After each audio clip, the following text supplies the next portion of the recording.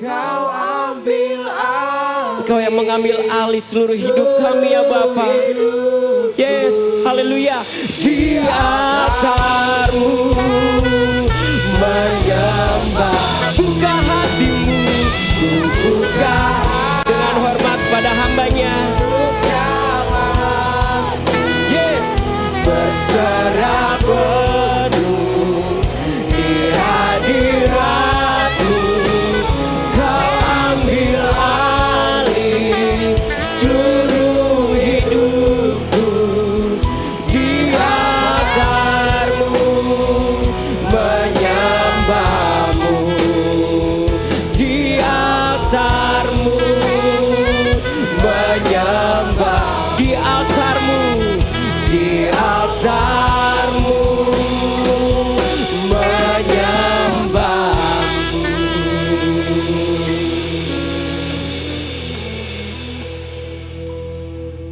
Haleluya, haleluya Tuhan. Biar kami tetap Tuhan menyembah kepada Engkau Tuhan. Karena Engkaulah Allah yang luar biasa. Engkau Allah yang hidup ya Tuhan. Terpujilah nama-Mu Bapa, terima kasih. Segala puji, hormat, kemuliaan hanya bagi nama Engkau saja ya Tuhan. Karena Engkaulah Tuhan yang layak terima segala pujian. Terima kasih Bapa, kami bersyukur kalau hari ini Tuhan, pagi hari ini kami boleh ada sebagai kami ada hari ini. Dan kami boleh ada di rumah-Mu Tuhan. Terima kasih Bapa, kami boleh memuji memuliakan nama-Mu. Dan sebentar kami mau mendengarkan setiap kebenaran firman-Mu Tuhan. Biar kami membuka setiap hati kami Tuhan. Dan kuasa Roh Kudus-Mu ya Tuhan yang menolong setiap umat-Mu. Supaya mengerti akan setiap kebenaran firman yang ditaburkan ya Bapa. Biar setiap firman yang ditaburkan itu Tuhan boleh tertanam di dalam setiap hati yang mendengarnya Tuhan. Berbuah-buah di dalam kehidupannya. Terpujilah nama-Mu Bapa. Hanya di dalam nama-Mu saja Tuhan Yesus Kristus. Kami berdoa, kami mengucap syukur. Haleluya. Amin. Silakan duduk Bapak Ibu saudara kasih di dalam Tuhan. Shalom. Pagi ini saya akan membawakan kebenaran firman Tuhan dengan tema iman dan kekudusan Henokh. Tetapi sebenarnya kita akan berbicara mengenai iman dan kekudusan. Henokh adalah salah satu pahlawan iman yang akan menjadi teladan kita. Ya. Kenapa kita harus meneladani Henokh? Ya. Iman dan kekudusan, kita tahu semua bahwa iman itu adalah sesuatu yang kita percayai. Ya. Kalau definisi iman, kita bisa baca di dalam Ibrani 11 pasal yang pertama. Ya. Kekudusan, saya rasa juga Bapak Ibu semua juga sudah tahu kudus itu apa. Saya membaca kekudusan itu adalah sesuatu yang suci, ya, sesuatu yang tidak bercacat, ya, sesuatu yang tidak bercacat itu dan layak di hadapan Tuhan dan layak diterima oleh Tuhan. Kalau dulu perjanjian lama, kekudusan itu, persembahan itu harus kudus. Persembahan yang kudus itu Tuhan memerintahkan supaya memilih binatang yang akan dipersembahkan itu tanpa cacat. Tuhan tidak mau yang cacat, harus tidak cacat. Dan ketika itu tidak cacat, itulah yang dinamakan kudus. Begitu juga di dalam kehidupan kita. Kadangkala kita konotasi kekudusan itu lebih kepada hubungan seksual, ya. Tetapi kalau kita baca di firman Tuhan bahwa kekudusan itu bukan hanya hubungan seksual, tetapi kekudusan itu adalah yang menyangkut segala sesuatu di dalam kehidupan kita, ya. Bahwa kehidupan kita itu harus layak. Ketika kehidupan kita itu layak menurut siapa? Bukan menurut orang lain, bukan menurut sahabat kita, keluarga kita, tetapi kita layak di hadapan Tuhan. Itulah yang dikatakan bahwa kita kudus. Karena apa? Yang tadi saya bilang bahwa kekudusan itu mencakup segala aspek di dalam kehidupan kita. Firman Tuhan berkata, kita itu harus mengejar kekudusan. Ya. Di dalam Ibrani 12 pasal 14 dikatakan, kejarlah kekudusan, sebab tanpa kekudusan tidak seorang pun akan melihat Tuhan. Jadi tanpa kekudusan orang tidak akan berkenan kepada Tuhan. Tanpa kekudusan orang tidak akan melihat Tuhan. Nah, yang tadi saya bilang kekudusan itu bukannya hanya hubungan seksual, tetapi lebih kepada segala aspek kehidupan kita. Dikatakan firman Tuhan di dalam Roma pasal 8, itu dikatakan bahwa keinginan duniawi itu perseteruan dengan Tuhan. Kalau keinginan duniawi berseteruan dengan Tuhan, kalau kita sudah berseteru ya, berarti kita berhadapan-hadapan sebagai lawan. Kalau kita tidak mau berseteru dengan Tuhan, berarti kita harus apa? Kita harus berkenan kepada Tuhan. Keinginan duniawi itu segala macam, ya. Di situ ada kenajisan, ada juga keserakahan, iri hati, kemarahan, itu namanya adalah nafsu duniawi atau keinginan daging kita. Nanti Bapak Ibu bisa baca di dalam Galatia pasal yang kelima, mulai ayat yang ke-16, keinginan daging dan keinginan roh itu apa. Kalau keinginan daging, kan Tuhan bilang firman Tuhan bahwa di dalam Roma pasal 8, keinginan daging itu perseteruan dengan Tuhan. Nah, hari ini kita akan belajar iman dan kekudusan. Iman dan kekudusan itu berhubungan. Ya. Kita tidak bisa mendapatkan kekudusan atau hidup kita tidak bisa kudus kalau kita tidak mempunyai iman. Tentunya iman kepada Tuhan. Ya. Iman itu adalah sebagai dasar bagi kita untuk bisa mencapai kepada kekudusan. Nah, kita baca akan di Kejadian pasal yang ke-5 ayat 21.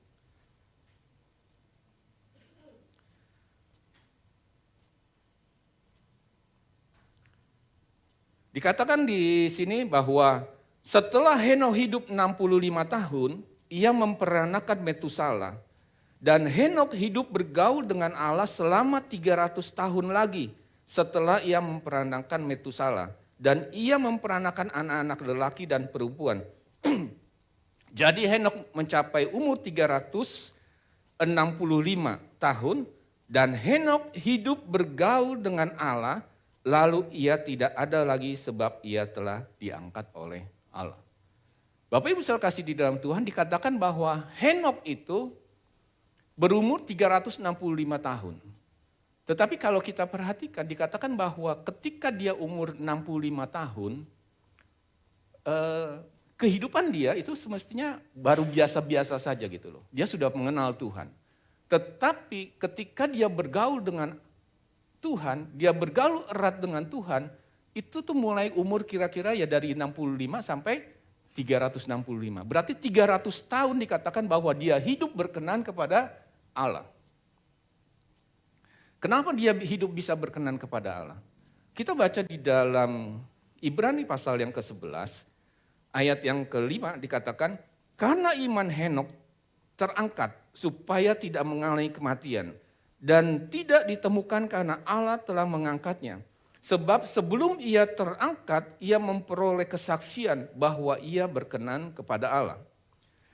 Tetapi tanpa iman tidak mungkin orang berkenan kepada Allah. Perhatikan firman Tuhan yang di dalam ayat yang ke-6 dikatakan, tetapi tanpa iman tidak mungkin orang berkenan kepada Allah. Sebab barang siapa berpaling kepada Allah, ia harus percaya bahwa Allah ada. Dan bahwa Allah memberi upah kepada orang-orang yang sungguh-sungguh mencari Dia. Jadi tanpa iman, orang tidak bisa, itu adalah sebagai dasar gitu loh, untuk mencapai kepada kekudusan. Karena dengan imanlah kita bisa berkenan kepada Allah. Ya. Satu ayat lagi kita baca di dalam Yudas pasal yang pertama. Yudas pasal yang pertama dikatakan seperti ini.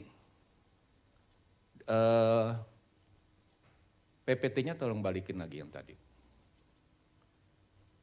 Yudas pasal yang pertama ayat 14. Ya. Ayat 14 dikatakan seperti ini.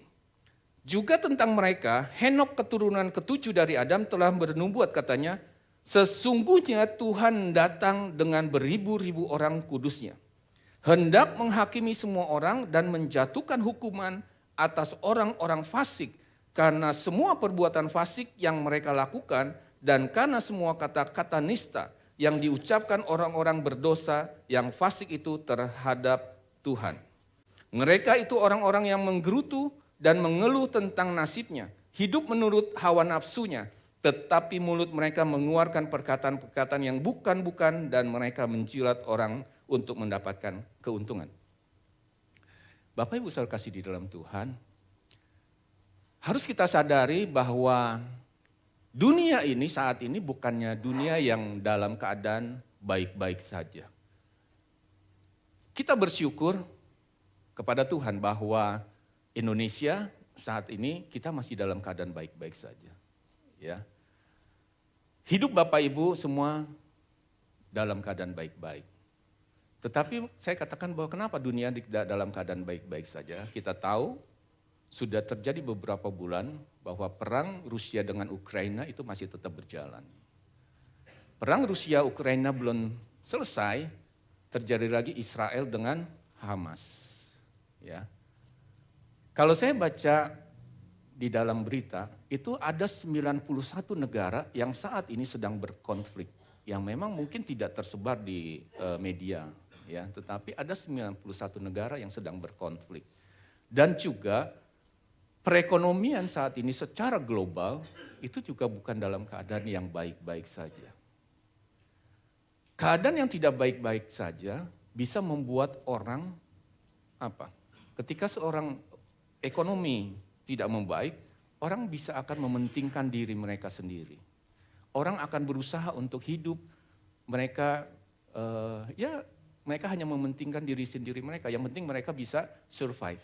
Mereka kadang-kala tidak memikirkan orang lain. Henok mendapatkan suatu nubuatan tentang hal-hal keadaan yang dunia yang tidak baik.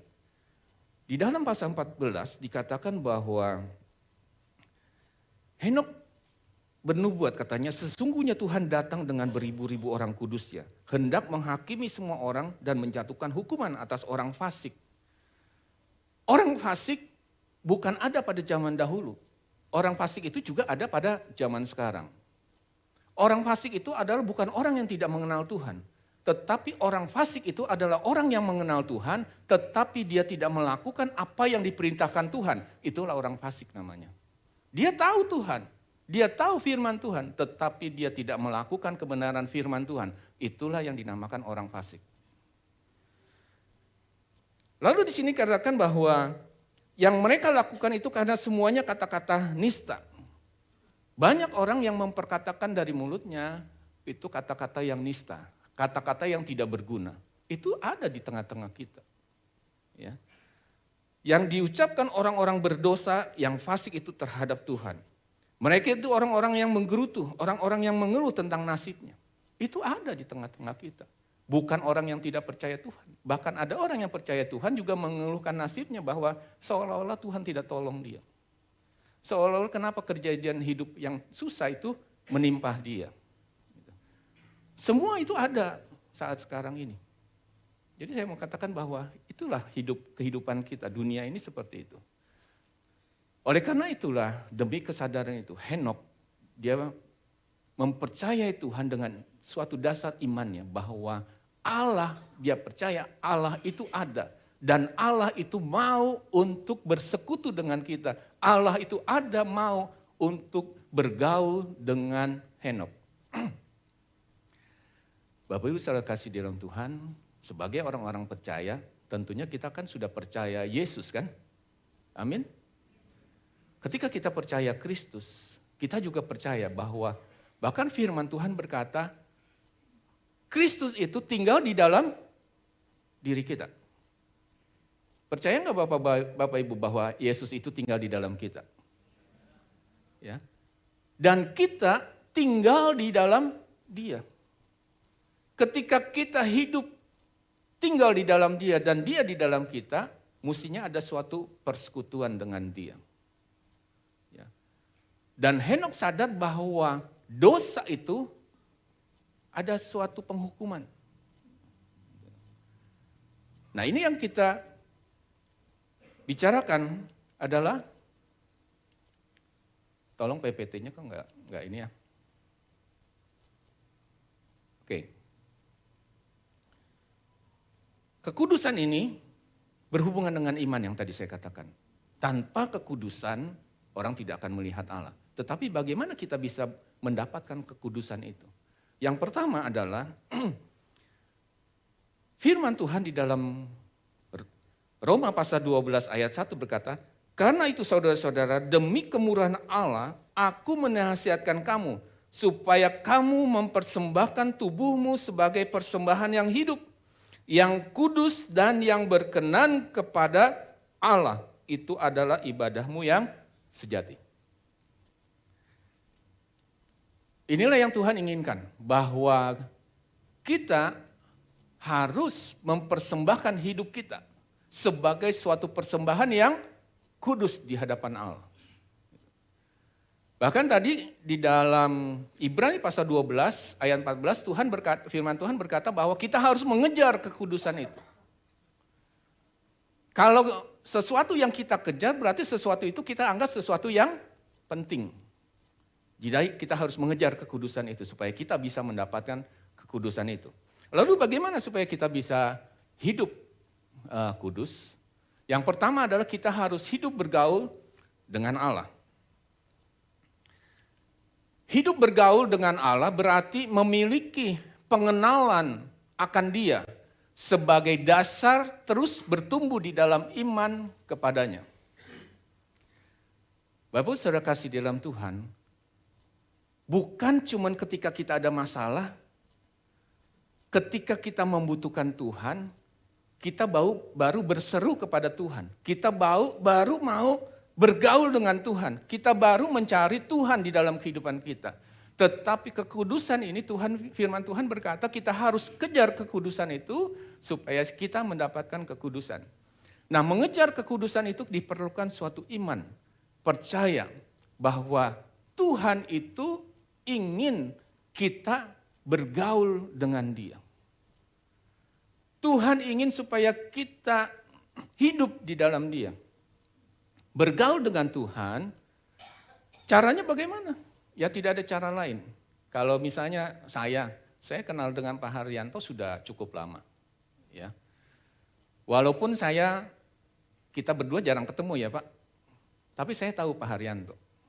Istrinya siapa, anaknya berapa, saya tahu. Rumahnya di mana saya tahu. Gitu. Tapi saya belum bergaul akrab dengan Pak Stefanus. Karena apa? Ya, karena saya tidak terlalu mengenal dia, hanya sebatas itu yang saya tahu, karena saya tidak bergaul akrab, saya tidak bergaul karib dengan Pak Stefanus. Pak Stefanus namanya Pak Stefanus Haryanto. Ya, saya tahu istrinya itu ada, anaknya Dewa. Ya. Jadi ketika kita mau bergaul dengan Tuhan, berarti kita harus mempunyai kekariban dengan Tuhan. Kita harus banyak bergaul dengan Dia. Lewat apa? Ya tentunya lewat firman Tuhan. Kita harus bisa membaca kebenaran firman Tuhan. Ya. Firman Tuhan itu harus kita baca. Karena firman Tuhan itu adalah surat yang dari Allah yang supaya kita mengerti apa kebenaran, apa yang Tuhan inginkan dalam hidup kita. Lalu setelah kita mengetahui kebenaran firman Tuhan, berhubungan dengan Tuhan adalah kita dengan doa kita. Kalau saya ketemu dengan Pak Stefanus terus cuman kita diem-dieman aja, kan itu namanya kita nggak bergaul ya Pak. Ya. Bergaul itu ada komunikasi. Nah dengan komunikasi itulah kita bisa bergaul akrab dengan Tuhan. Bergaul dengan Tuhan dengan cara apa lagi? Yaitu dengan cara penyembahan kita, dengan pujian kita. Ketika kita menyembah Dia, kita memuji Dia, itu kita sedang membangun hubungan dengan Tuhan. Lewat doa, penyembahan, pujian kita itulah kita membangun hubungan dengan Tuhan. Kita mau bergaul dengan Tuhan. Bergaul dengan Tuhan yang tadi kita harus mencari. Dikatakan kejarlah kekudusan itu. Kejar kekudusan itu sebenarnya adalah iman kita. Kita percaya bahwa kita bisa menghampiri Allah. Dan Allah mau untuk ditemui sama kita. Nah, iman inilah yang penting di dalam kehidupan kita. Iman dalam bergaul dengan Allah, dalam mencari Allah.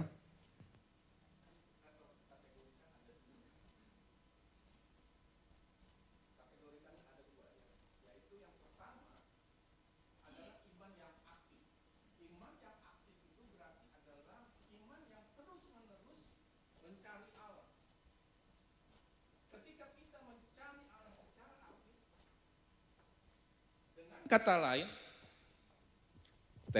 dengan kata lain, kita mencari Allah terus menerus di dalam kehidupan kita, tanpa terputus. Ketika kita secara aktif, ya, bukan hanya karena kita butuh Tuhan, karena kita sedang ada masalah dalam Tuhan, dalam masalah dengan kehidupan kita baru aktif mencari Allah. Itu adalah iman yang reaktif. Reaktif karena apa? Ketika kita mempunyai iman yang reaktif berarti adalah ketika sesuatu terjadi dalam hidup kita, masalah, itu secara reaktif baru kita mencari Tuhan. Ketika hidup kita merasa kita ini terpuruk, ketika kita hidup itu susah, baru secara reaktif kita ikut mencari Tuhan. Tetapi iman yang aktif adalah iman yang terus-menerus mengerjakan iman itu. Seperti firman yang berkata bahwa keselamatan itu harus kita kerjakan terus-menerus.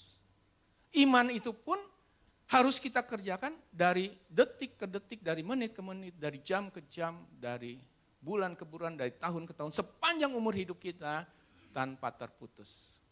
Tetapi kadangkala ketika kita bergaul dengan Tuhan, Bapak Ibu saya tanya, pernah nggak ngalamin? Istilahnya kayaknya lagi males banget gitu berdoa.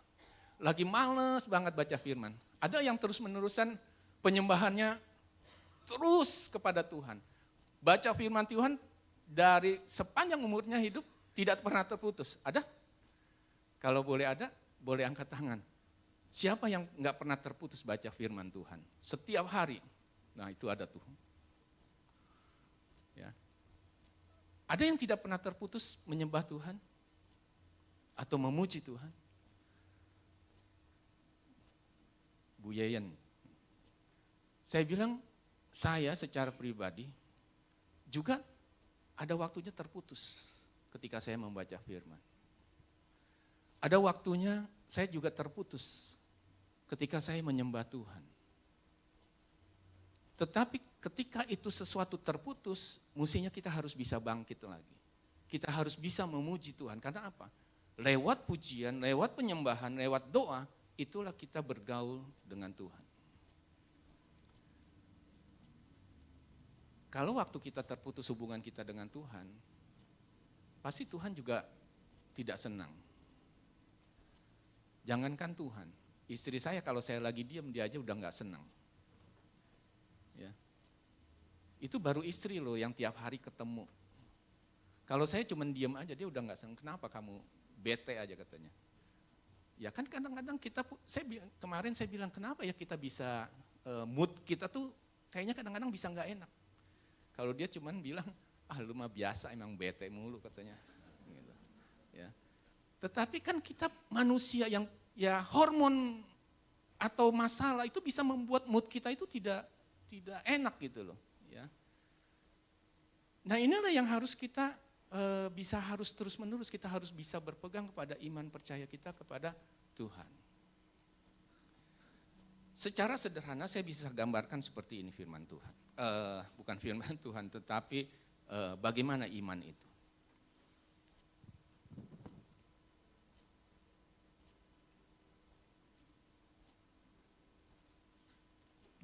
Bapak Ibu tahu ini uang? Nilainya berapa? 100.000. Pasti semua orang menginginkan ini kan? Mau nggak? Mau ya. Kalau uang ini kan bagus nih, masih licin apa gitu ya. Ini saya bejek-bejek ini. Ya, udah lecek nih. Masih mau? Masih mau. Kalau ini misalnya saya injek-injek nih. Kotor segala macam. Masih mau? Karena apa? Karena ini ada nilainya. Nilainya itu 100.000. Nah seperti itulah iman kita seharusnya. Tekanan apapun di dalam kehidupan kita, masalah apapun di dalam kehidupan kita, mestinya hubungan kita dengan Allah itu tidak berubah. Hubungan dengan Tuhan, pergaulan kita dengan Tuhan itu tidak mempengaruhi pergaulan kita dengan Tuhan. Itulah yang Tuhan inginkan kepada kita, bahwa keinginan, kepercayaan kita, iman kita itu, apapun yang kita hadapi, tekanan apapun, masalah apapun dalam hidup kita, tidak mempengaruhi pergaulan kita dengan Tuhan. Kan kadang-kadang kita kalau sama teman nih ya, tersinggung sedikit aja udah musuhan kan, udahlah males ngelihat dia juga kadang-kadang. Bisa seperti itu. Tetapi firman Tuhan kan bilang apa? Kita harus mengampuni orang yang bersalah kepada kita. Kita tidak boleh berselisih. Kita harus bisa menyatakan kasih, gitu loh. Ya. Berarti kan dengan kata lain, kita bergaul dengan Allah itu ya harus tetap gitu. Nilai hidup kita, iman kita harus tetap teguh di dalam Tuhan. Apapun masalah kita, apapun beban yang kita hadapi, kita tetap harus hidup bergaul dengan Allah. Jangan sampai berkurang. Kalau berkurang ya kita harus perbaiki lagi. Kita harus memompa semangat kita lagi untuk kita bisa bergaul dengan Tuhan. Yang kedua, bagaimana supaya iman dan kekudusan itu bisa hidup dalam kita? Kita harus hidup berkenan kepada Allah. Yang tadi dikatakan bahwa kejarlah kekudusan, karena tanpa kekudusan orang tidak akan melihat Allah. Berarti tanpa kekudusan orang itu tidak akan berkenan kepada Allah. Hidup berkenan bisa kita jalani dengan taat dan setia melakukan apa yang dikehendaki Tuhan. Kalau kita mau menyenangkan orang lain, tentunya kita akan melakukan apa yang orang lain itu ingin lakukan. Kita mau menyenangkan misalnya ya pasangan kita, ya. Berarti kita melakukan apa yang pasangan kita inginkan. Yang tadi saya bilang kalau saya lagi diam dia bilang saya bete, ya berarti kan saya harus tidak bete. Untuk apa? Untuk menyenangkan hati istri saya, gitu loh. Kalau saya bete terus berarti kan saya tidak menyenangkan hati dia. Nah begitu juga dengan Tuhan, ketika kita mau menyenangkan hati dia, ya kita harus menyenangkan hati Tuhan. Dengan menyenangkan hati Tuhan, kita berkenan kepada Allah.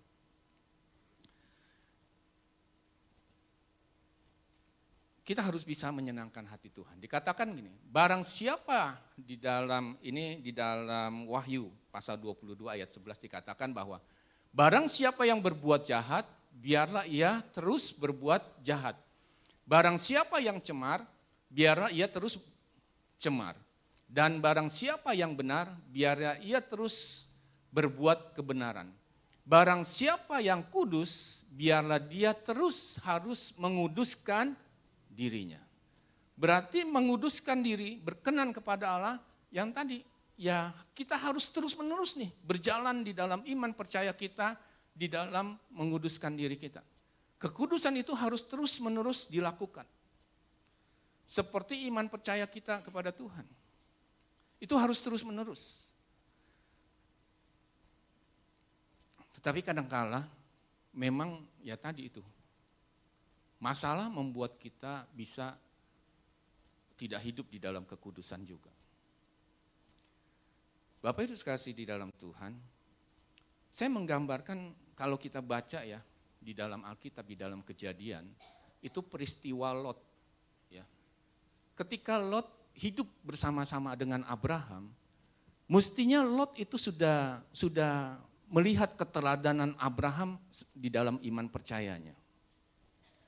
Tetapi ketika mereka berpisah dengan Abraham, ketika Lot berpisah dengan Abraham, Lot memilih hidup ya di lembah Yordan. Dikatakan di firman Tuhan di dekat Yordan. Itu dekat Sodom. Saya rasa bukannya Lot tidak tahu bahwa Sodom itu adalah kota yang jahat, kota yang berdosa. Karena firman Tuhan di dalam Kejadian pasal 13 ayat 13 itu dikatakan bahwa Sodom itu adalah kota yang jahat dan berdosa di hadapan Tuhan. Kadang-kala orang yang beriman itu kadang-kala ya kalau dibilang mencobai Tuhan. Karena apa? Seperti Lot, dia sudah tahu bahwa Sodom itu adalah suatu kota yang jahat dan berdosa. Tetapi dia memilih untuk tinggal dekat situ. Bahkan dia tinggal di kota Sodom. Padahal dia mempunyai iman kepada Tuhan. Iman kekudusan ini itu bukan hanya menyangkut pribadi kita sendiri loh. Memang utamanya adalah pribadi kita sendiri.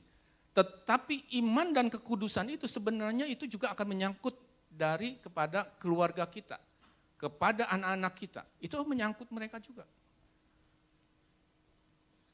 Karena harus kita pahami bahwa kekudusan itu dari atas, turunnya ke bawah.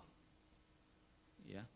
Berarti kekudusan itu bukan hanya menguduskan kita, tetapi menguduskan keluarga kita juga. Nah, kenapa saya analogikan dengan Lot? Karena ketika Lot hidup di dalam tengah-tengah orang yang berdosa, orang yang jahat, ya, Lot masih percaya kepada Tuhan. Dia berpegang tetap iman kepada Tuhan. Tetapi ketika dia diselamatkan, keluar dari Sodom, kota itu terbakar, anak-anaknya itu tidak menjaga kekudusan. Tidak menjaga kekudusan apa? Mereka bilang ya udah mereka tidur dengan bapaknya supaya mereka mendapatkan keturunan. Dengan alasan tidak ada laki-laki lain. Bukan berarti setelah Sodom dan Gomora itu hangus terbakar, bukan berarti tidak ada orang lain yang tinggal di sekitarnya. Tetap ada. Tetapi karena apa? Karena pengaruh dari lingkungan tersebutlah, pengaruh lingkungannya jahat, sehingga anak-anak dari Lot berdampak kepada sesuatu yang tidak kudus. Inilah yang kita harus pahami bahwa kekudusan itu, ya juga kalau ada sesuatu yang tidak baik, itu harus kita hindarkan. Kan dikatakan bahwa firman Tuhan berkata bahwa sesuatu yang tidak baik, itu akan mempengaruhi perbuatan baik kita, kelakuan yang baik dari kita. Nah ini yang harus kita jaga. Selain dari iman, kita juga harus mempunyai suatu prinsip dalam hidup kita yang harus kita benar-benar pegang. Ya.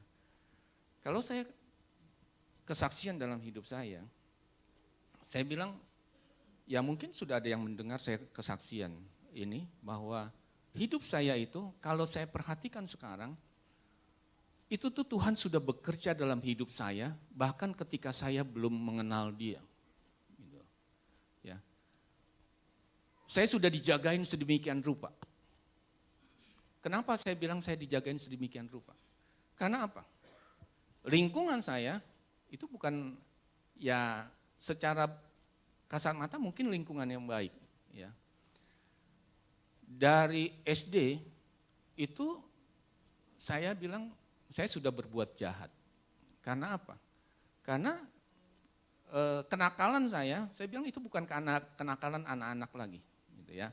Kelas 4 SD itu saya sudah bisa malak orang. Gitu ya. Jadi orang di jalan itu saya bisa palak dia. Dan saya pernah bolos sekolah itu 1 bulan. SD kelas 4 loh. Dari rumah saya berangkat sekolah. Tapi saya nggak ke sekolah. Saya kelayapan, main apa? Dulu itu ya judi itu anak-anak suka main apa? Tebak gambar. Ya. Atau ada main gobang tuh. Gitu. Itu yang saya lakukan. Dan SMP, teman-teman sekolah saya kelas 1, itu ketika mau masuk kelas, itu sudah minum obat dulu. Kalau dulu namanya Megadon. Jadi mereka teler dulu di situ, baru masuk ke kelas. Kelas 1 SMA, teman saya itu udah ada yang overdosis. Tapi saya bersyukur bahwa Tuhan itu melingkupi saya, menjagai saya tidak ikut di dalam pergaulan yang seperti itu. Bahkan ketika saya sekolah, SMA, ya biasa-biasa aja. Ketika saya kuliah itu ya masuk pelayaran. Ya istilahnya kalau saya belayar, saya tanya istri saya, kalau saya belayar gimana? Ya enggak, kita belum tentu menikah lah kata dia. Menjadi seorang pelaut, konotasinya kan juga suatu konotasi yang tidak baik kan. Ya. Lalu ketika saya lulus kuliah, saya dipanggil untuk wamil. Tapi memang saya nggak mau waktu itu. Ya. Saya berpikir kalau saya masuk wamil, karakter saya yang sudah keras itu akan bertambah keras lagi. Saya 2 kali dipanggil wamil dan 2 kali itu saya bisa gagal masuk di situ. Ya maaf Bapak Ibu Saudara kasih di dalam Tuhan, saya bilang kalau saya perhatikan mungkin jiwa saya itu kadang-kadang ada jiwa pemberontaknya. Gitu. Ya. Kalau saya berpikir kalau saya di kemiliteran terus saya menjadi seorang pemberontak, wah jadi repot juga. Tapi saya bersyukur, makanya saya bilang kalau saya melihat kehidupan saya, itu suatu kehidupan yang sudah Tuhan jagai sedemikian rupa. Sehingga saya boleh ada sebagaimana saya ada hari ini. Waktunya cepat banget berjalannya, hampir habis waktu saya. Bukannya waktunya habis waktu saya udah mau meninggal, tidak. Waktunya itu udah tinggal 5 menit lagi. Cepat. Kalau waktu ditungguin terasa lama ya. Tapi kalau nggak ditungguin perasaannya waktu itu cepat. Ya, apalagi kalau ibu-ibu, kalau jalan di mall, waktu kayaknya cepet ya Bu. Tapi kalau di rumah waktunya kayaknya nungguin lama banget gitu ya. Oke, yang ketiga, bagaimana kita harus hidup kudus dan punya iman di dalam kekudusan, yaitu hidup sungguh-sungguh mencari Allah. Hidup sungguh-sungguh mencari Allah bukannya berarti kita belum kenal Dia, gitu loh. Tetapi hidup yang sungguh-sungguh mencari Dia adalah pengertiannya mencari di sini bukan berarti kita tidak mengenal Dia. Tetapi kita memprioritaskan relasi dengan Dia untuk memperdalam pengenalan akan Dia. Jadi bukan berarti kita tidak kenal Tuhan kita nih, sehingga kita punya iman, tidak. Tetapi untuk lebih memprioritaskan hubungan kita dengan Tuhan, kekudusan itu untuk Tuhan. Ya. Hidup sungguh-sungguh mencari Tuhan berarti mengutamakan Dia dalam setiap segi kehidupan kita. Mendengar suaranya, mencari kehendaknya, menerima tuntunannya, dan bersedia ditegur. Ya. Berarti dengan kata lain, mencari Tuhan itu kita mempunyai hubungan yang lebih akrab lagi dengan Tuhan. Ya. Kita memprioritaskan hidup kita untuk Dia. Kita mau lebih lagi mencari kehendaknya. Kita mau lagi untuk lebih menerima tuntunan Tuhan dalam hidup kita. Dan yang terpenting adalah kita bersedia untuk ditegur. Ketika kita kita mencari Tuhan lebih sungguh-sungguh lagi mencari kehendaknya, kita mau menerima tuntunan Tuhan, tetapi ketika kita ditegur Tuhan, kita malah melarikan diri. Banyak orang yang sudah percaya Tuhan, sudah beriman kepada Tuhan, tetapi ketika ditegur Tuhan, kan Tuhan menegur bisa lewat segala macam cara. Ya. Bisa lewat masalah dalam hidup kita, bisa lewat keluarga, hubungan keluarga, bisa segala macam. Tetapi ketika Tuhan menegur kita itu, bukan berarti Tuhan jahat sama kita. kita harus tahu bahwa ketika Tuhan tegur itu, justru Tuhan sayang sama kita. Kan firman Tuhan berkata, tidak ada seorang ayah yang tidak menghajar anaknya. Bukan berarti anak itu terus dihajar sama orang tuanya, tetapi karena sayang, karena dikatakan firman Tuhan, kita ini bukan jadi anak yang anak-anak gampang. Anak-anak gampang itu adalah anak-anak yang dibiarkan saja sama orang tuanya. Tidak pernah ditegur, tidak pernah dikasih hukuman. Ya. Itu selalu kadang-kadang kita seperti itu.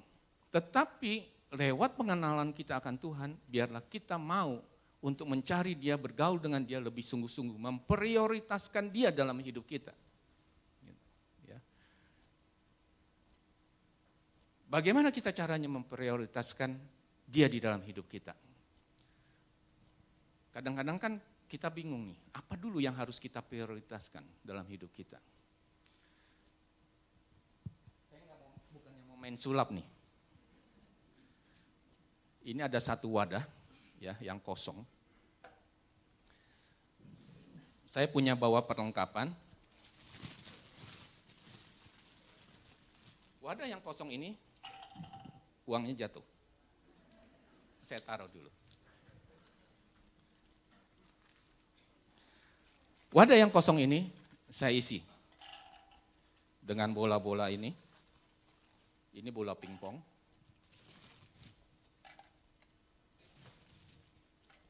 Penuh? Penuh.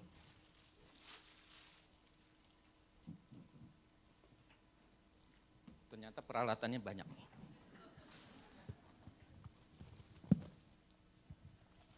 Ini batu kerikil.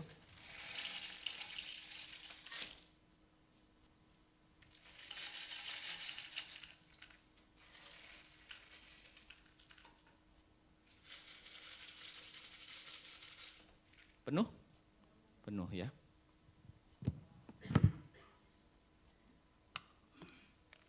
Ini pasir. Ya.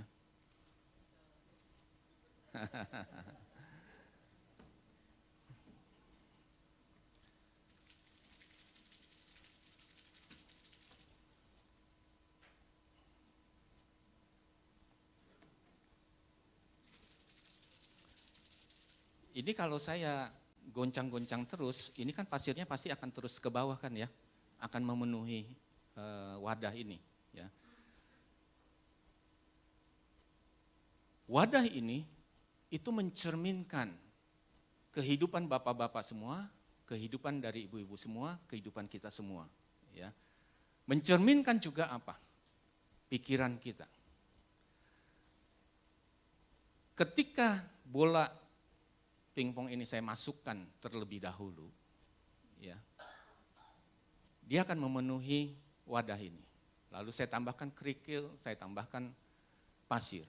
Ya. Bola pingpong ini melambangkan adalah Kristus dalam hidup kita.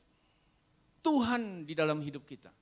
Bola pingpong itu melambangkan apa? Penyembahan kita kepada Dia. Doa-doa kita kepada Dia. Hubungan kita kepada Tuhan, pergaulan kita dengan Tuhan. Kerikil ini melambangkan apa? Melambangkan sukacita kita, damai sejahtera kita, kesehatan kita. Pasir itu melambangkan sesuatu hal yang kecil, yang tidak ada gunanya seharusnya. Kalau firman Tuhan di dalam berkata bahwa segala sesuatu yang baik, segala sesuatu yang sedap didengar, segala sesuatu yang penuh sukacita, pikirkanlah itu. Firman Tuhan bilang seperti itu.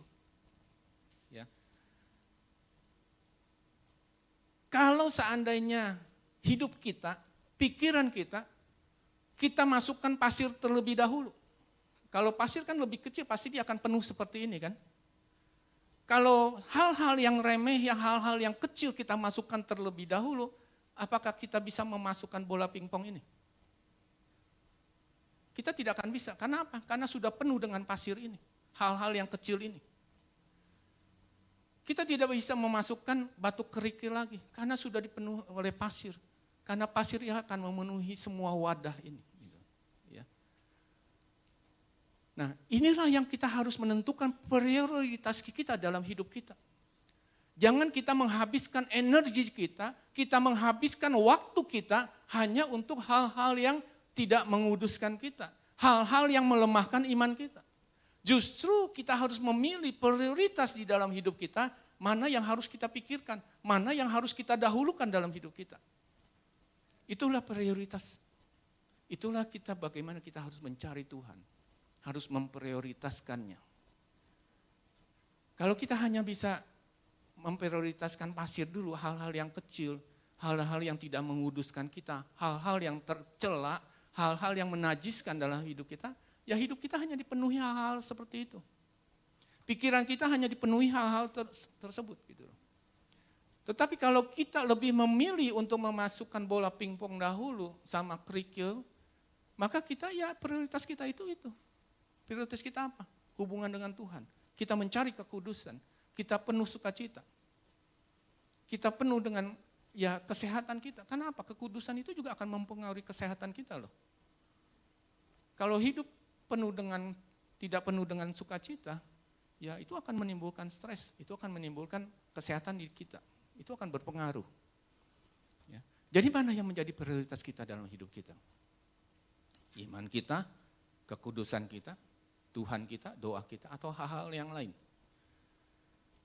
Biarlah kita mencari kekudusan itu. Yang pertama, iman dalam kekudusan kita harus bergaul dengan Tuhan. Bergaul dengan Tuhan kita harus berkenan kepada Dia. Dan yang ketiga kita harus mencari prioritas kita apa di dalam kehidupan kita. Biarlah lewat kebenaran firman Tuhan ini kita boleh mengerti bahwa tanpa kekudusan tidak mungkin seorang pun akan melihat Tuhan. Biarlah firman Tuhan yang dikatakan bahwa kita harus mengejar kekudusan itu. Ya kita harus mengejar kekudusan itu dalam hidup kita.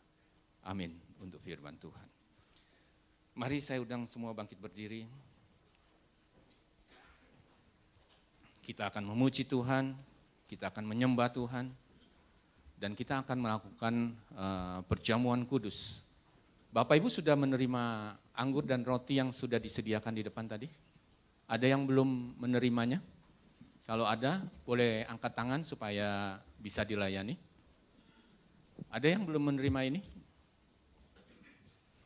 Sudah semua ya? Baik. Kita tundukkan kepala kita mau berdoa. Segala puji syukur kepadamu ya Bapa, kami bersyukur berterima kasih Tuhan buat setiap kebenaran firman yang telah ditaburkan. Biarlah setiap firman yang ditaburkan Tuhan boleh menjadi rema di dalam setiap kehidupan kami Tuhan, berbuah-buah di dalam kehidupan kami. Kami percaya Tuhan bahwa Engkau Allah kami yang kudus, Engkau Allah kami yang luar biasa Tuhan. Dan Engkau mau Tuhan mengkhususkan kami di dalam hidup kami untuk mempersembahkan hidup kami, hidup yang kudus. Oleh karena itu Tuhan kami mohon kepadamu, Engkau yang menolong kami, Engkau yang menolong setiap umat-Mu Tuhan, supaya mereka memperoleh kekudusan, mereka mempunyai iman yang luar biasa, iman yang memperoleh kemenangan di dalam Engkau ya Tuhan. Biarlah Tuhan kuatkan, Tuhan teguhkan setiap umat-Mu yang mendengar setiap kebenaran firman-Mu Tuhan. Terpujilah nama-Mu Bapa, terima kasih.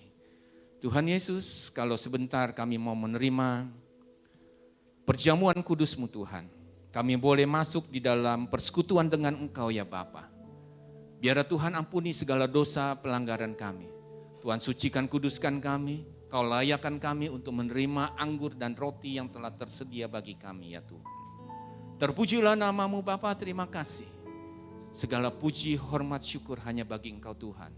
Kiranya Tuhan Kau yang memberkati roti dan anggur yang akan kami terima. Terima kasih Bapa. Hanya di dalam nama-Mu saja Tuhan Yesus Kristus kami berdoa, kami mengucap syukur. Haleluya, amin. Mari Bapak Ibu saudara kasih di dalam Tuhan, siapkan roti yang telah kita terima.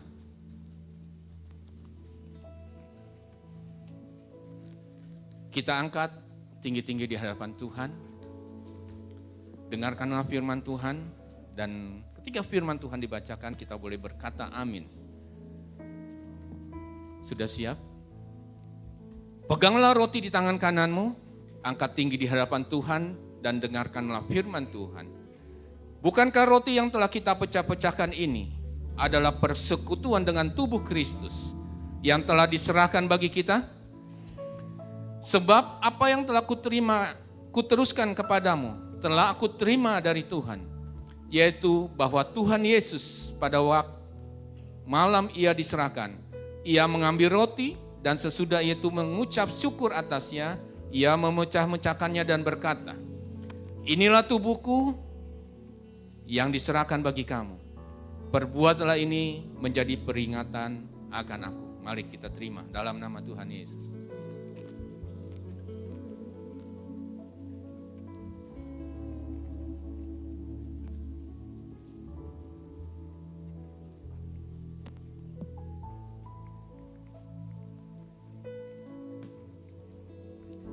Haleluya, haleluya Tuhan, terima kasih. Terima kasih Tuhan, Kau telah mengorbankan dirimu. Kau telah disalib untuk menebus hidup kami Tuhan. Terima kasih Bapa. Mari kita angkat tinggi cawan yang telah tersedia. Persiapkanlah cawan anggur di tangan kananmu. Angkat tinggi di hadapan Tuhan. Dan dengarkanlah firman Tuhan.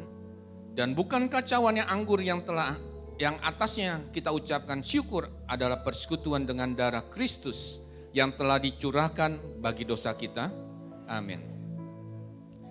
Demikian juga ia mengambil cawan sesudah makan, lalu berkata, cawan ini adalah perjanjian baru yang dimeteraikan oleh darahku. Perbuatlah ini setiap kali kamu meminumnya, menjadi peringatan akan aku. Mari kita terima. Dalam nama Tuhan. Haleluya, haleluya. Terima kasih Tuhan. Terima kasih buat pengorbananmu Tuhan. Terima kasih Kau curahkan darahmu menebus segala dosa pelanggaran kami ya Bapa. Syukur kami naikkan kepadamu Bapa. Syukur. Oh, haleluya. Kami bersyukur Tuhan. Yesus. Terima kasih Bapa. Terima kasih Tuhan. Terima kasih Yesus. Buat Haleluya. Buat kasih-Mu. Terima kasih buat kasih. Buat perbuatan-Mu. Terima kasih buat kebaikan. Yesus. Haleluya. Bagimu Tuhan. Kami angkat pujian. Haleluya. Kami angkat syukur. Kami bersyukur. Kami naikkan bagimu. Kau ampuni kami. Kau telah tebus kami. Kau tebus hidup kami ya Tuhan. Haleluya. Kami beri pujian. Terima kasih Tuhan. Hanya bagimu Tuhan. Oh, Terima kasih Yesus. Karena darah-Mu. haleluya. Ia membebaskan kami. Ia membersihkan Bagimu ya Bapa. Ia Terima kasih ya menyucikan Tuhan. kami. Kau baik Tuhan. Haleluya. Kau selamat baik bagi kami ya Tuhan. Terima kasih Haleluya. Tuhan. Haleluya. Terima kasih Bapa. Syukur bagimu. Syukur bagimu. Syukur bagimu.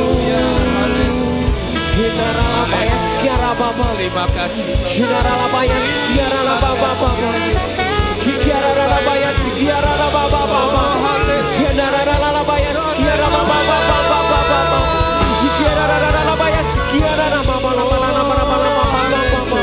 Hinara labaya sekiara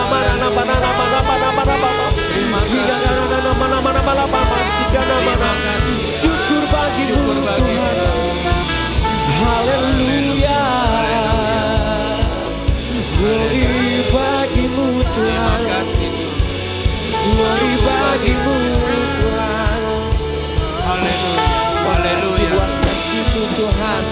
Terima kasih buat kasih-Mu. Haleluya. Terima kasih buat kasih. Terima kasih buat kasih-Mu ya. Haleluya.